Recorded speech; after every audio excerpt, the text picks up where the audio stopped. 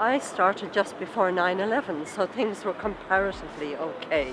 There was a lot to do with agriculture, a lot to do with fish, a lot to do with very ordinary things. Then, of course, after 9/11, justice and security became a very big issue.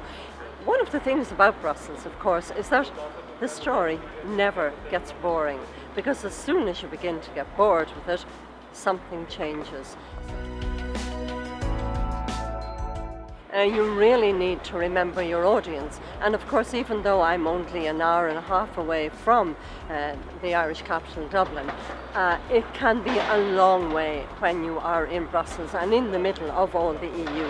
So you have to keep thinking about, how does this affect my readers, my population? When you begin to think like that, you get quite inventive, and you can see exactly how it does relate. And it isn't just what your politicians say, but it's the backstory as well.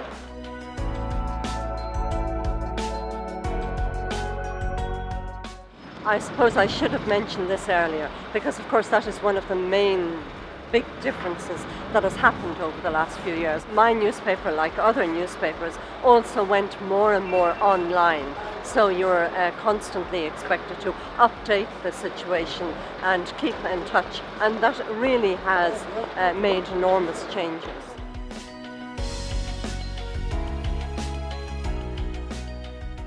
The European Parliament has come into its own after the Lisbon Treaty.